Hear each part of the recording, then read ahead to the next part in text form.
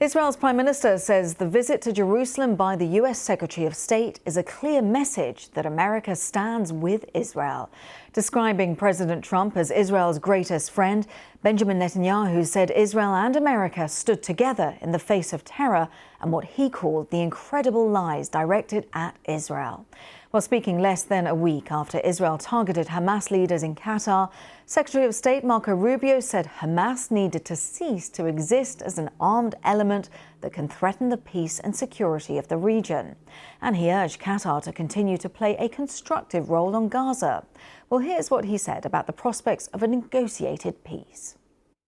Hamas can surrender tonight if they want, lay down their weapons. The problem is they're a terrorist group, a barbaric group, whose stated mission is the destruction of the Jewish state, so we're not counting on that from happening. Look, I think we would all, every single person I know, I don't know of anyone who would not rather see a negotiated settlement in which Hamas agrees to no longer be a terrorist group, lay down their arms, free the hostages, by the way, not just the hostages that they're holding from Israel, but frankly, the people of Gaza that they're also holding hostage as human shields. So that would be the ideal outcome, one we would all like to see. It's one that's been worked on. But I think we have to be prepared for the fact that savage, terrorists don't normally agree to things like that. Well, Mr. Netanyahu hailed the visit as a sign that the US-Israel alliance is stronger than ever. America has no better ally than Israel.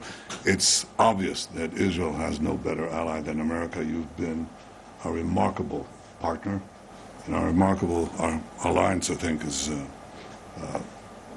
been forged for ages. Well, Mr. Rubio's visit comes as Israeli forces continue to destroy residential buildings in Gaza City, forcing thousands to flee ahead of an expected ground offensive to seize the city. Our correspondent Wira Davis was watching that press conference.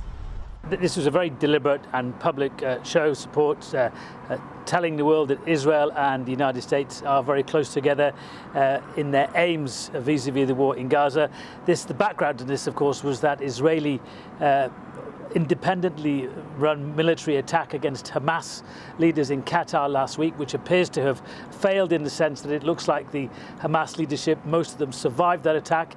It appears that attack had taken place without telling the Americans beforehand, which is quite extraordinary and would not have happened before.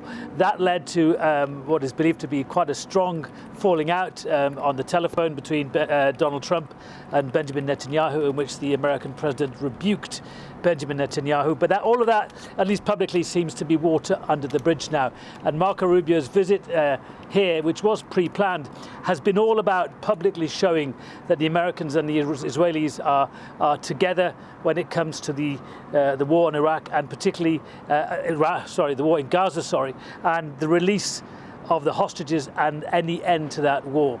Mr. Netanyahu and Mr. Rubio both insisted that all of the hostages must be released at once, and Hamas must lay down its weapons if there's to be an end to this war.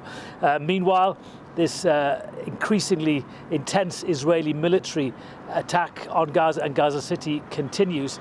We've had some incredible scenes today of tens of thousands of people fleeing Gaza City in the face of that Israeli onslaught, but no criticism of Israel's military operations in Gaza from Mr. Rubio. And after that quite significant blip last week, I think publicly at least they're step in step again. Wira Davis there reporting from Jerusalem.